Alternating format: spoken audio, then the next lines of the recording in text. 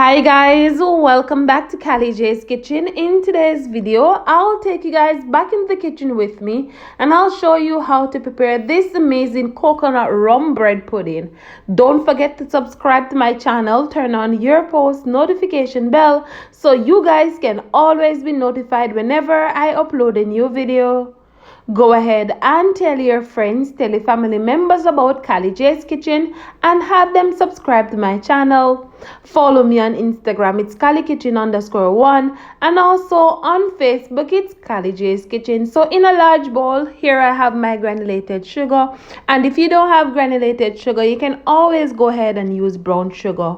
I also went in and add my melted butter, and you can always go ahead and use any butter of your choice. I will also go in and add 1 egg, and please be sure to remove the eye from the egg. The eye is that white attachment to the yolk. I will then go in and combine everything together nicely because you want it to be creamy and nice. And then I will go in and add all of my spices, my nutmeg, my cinnamon powder. I will also add some mixed spice, and of course I will add some of my vanilla flavor. Once I add all of that goodness, I will also go in and add my coconut milk. Combine that together nicely, and then I will go in and add my rum. Please note that I'm using Jerry and Navy rum today. However, you can always go ahead and use any rum of your choice.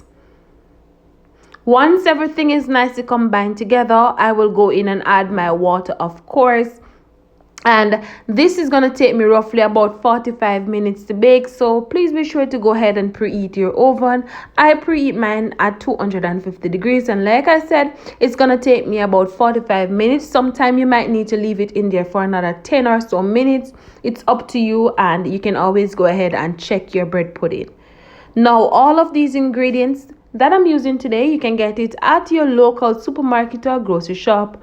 Remember to be creative, remember to be you in the kitchen, and most of all, utilize whatever you have at home. I will now go in and add the water, of course.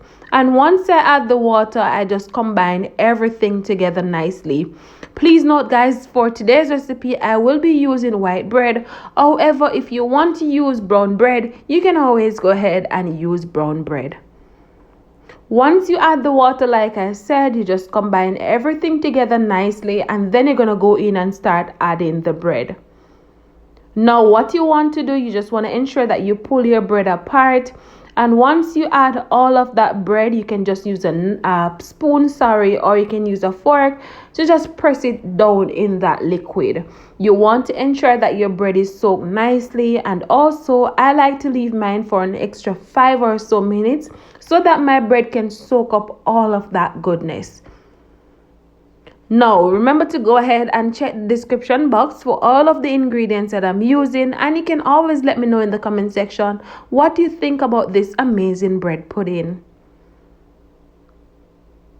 So like I said, you can use a fork or you can just use a spoon to just press that bread down in the sauce nicely and leave it for roughly about 5 minutes or so. So here I have my baking tin. So what I'm going to do, I'm just going to go ahead and take up even portions and add it to it, and then I will go ahead and place them in the oven, and once they're finished, I will come back and show you what it looks like. And please note, guys, that I went ahead and spray these baking tins with some of my palm cooking spray so that my bread pudding doesn't stick. So you always want to ensure that you take out even amount because you want both of them to cook at the same time or to bake. Now, you can always go ahead and serve this up to the entire family. You can always serve it up for your friends, your co-workers. If you're having a party, you can always go ahead and prepare these amazing bread pudding. And you can always go ahead and add some strawberries on top once it's cool. And please ensure that you allow your pudding to cool before you cut into it because you don't want your pudding to break apart. So this is it, the final product of my amazing bread pudding. I hope you guys enjoyed today's recipe, and I hope you guys go ahead and try it out. out and let me know what you think. Remember to subscribe to my channel and remember to turn on your post notification bell. Guys, remember to click that bell so you can be notified whenever I upload any video. Thank you again for watching and see you guys tomorrow for another awesome recipe. Bye guys.